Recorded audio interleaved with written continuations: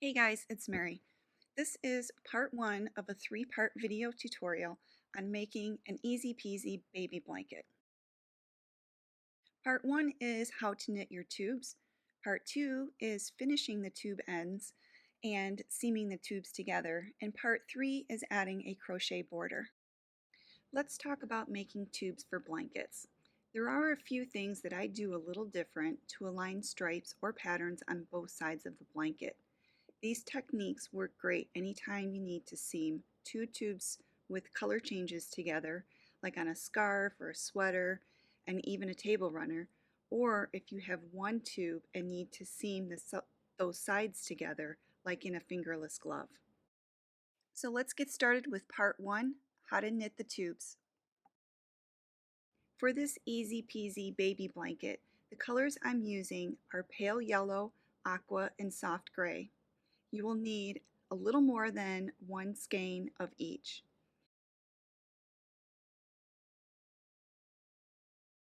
and less than a skein of white and medium gray. You'll also need some waste yarn.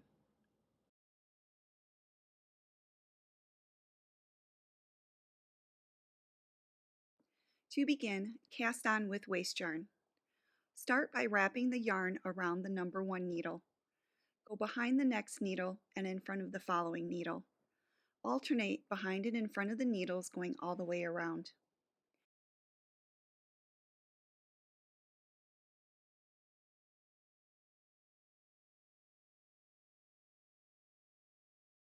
Then you can add the yarn to the yarn guide and knit for 5 or 6 rows. Now we'll switch to our main color between the last needle and the first needle. Cut the waste yarn and place between the last needle and the first needle. Then add your main yarn in this same location. Hold the tails up high so the hook catches the yarn. After the needle drops down, you can let go of the yarn. Don't forget to reset your counter.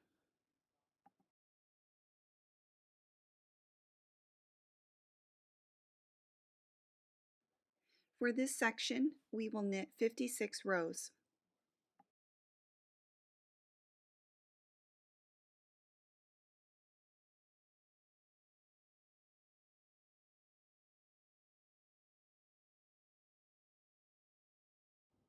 Let's change colors. Instead of changing colors between the last needle and the first needle, we will change between the first needle and the second needle. Cut the yarn and place between the first needle and the second needle.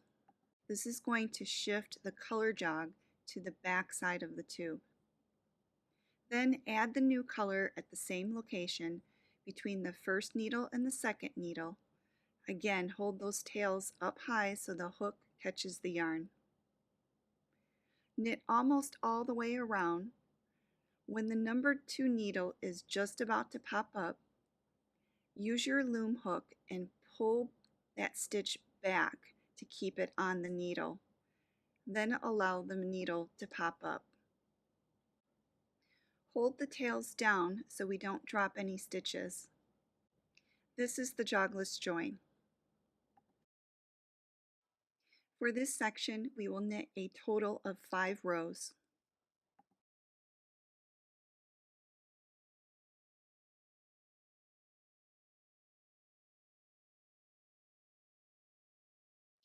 After finishing 5 rows, we'll change color again following the same process. Cut your yarn and place the tail between the first needle and the second needle. Then add your new color in the same location between the first needle and the second needle. Hold the tails up high and then you can let go. Knit almost all the way around. Just before that second needle pops up, we'll insert our loom hook and pull that stitch back.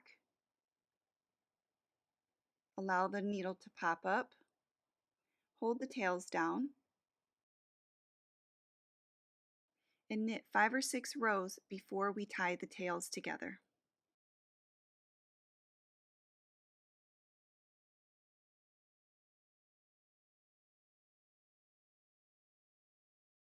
To make knots in the tails, we're going to pull up gently on the tails to remove the slack and then tie a knot. You don't want to pull too tight that you are pulling the next stitches over.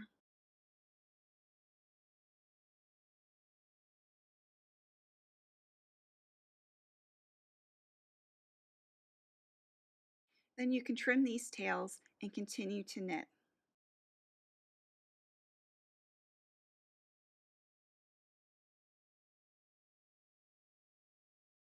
Before your knitting touches the table, roll the tube up like a donut. For this section, we'll knit 55 rows.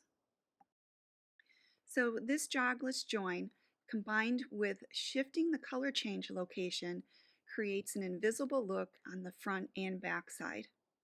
So remember, with circular knitting machines, we're knitting in a spiral, and when the tube is flat, the stitches on the left edge will not line up with the stitches on the right edge.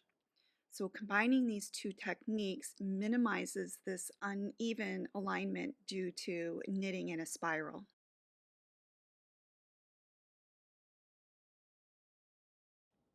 So here's another look at doing the color change. We'll make our change between the number 1 and number 2 needle. Simply cut the yarn and place between the 1 and 2 needles.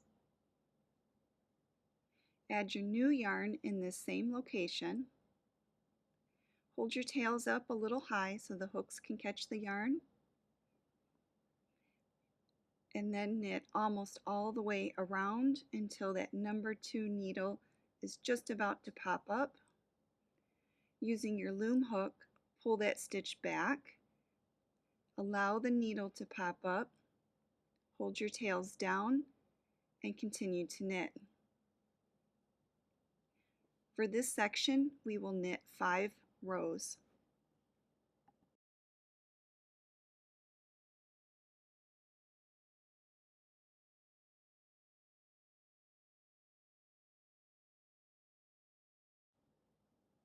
Make one more color change, again between the first needle and the second needle. Cut your yarn, place in the new yarn in the same location, hold your tails up high, and knit almost all the way around. We'll do a jogless color change by pulling back on that stitch, letting the needle pop up. Hold your tails down so you don't drop a stitch,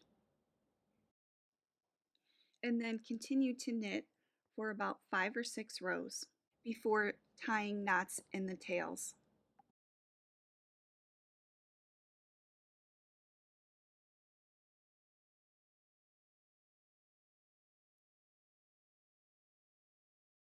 Here's another look at tying the tails. Simply pull up on the tails and then tie your knot. Again, don't pull too hard. After you tie the knots, you can trim the tails and continue to knit.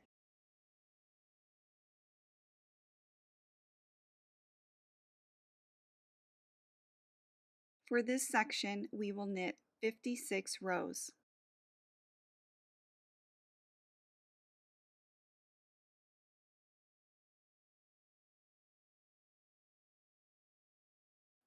So now we're going to switch back to waste yarn, and this time we are going to switch between the last needle and the first needle. This is the same location at the beginning when we switch from the waste yarn. This will ensure that we have the same column of stitches from one end of the tube to the opposite end. And this is the same column that we will use to mattress stitch the tubes together, so you want to make sure this column aligns properly from end to end. So instead of letting the tube fall off the machine, I always bind off the waste yarn.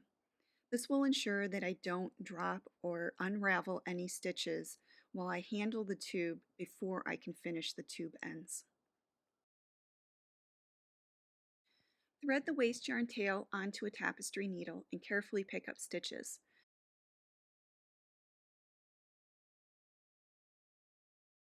When you pull the yarn through, be sure to hold the next stitch so you don't drop any stitches.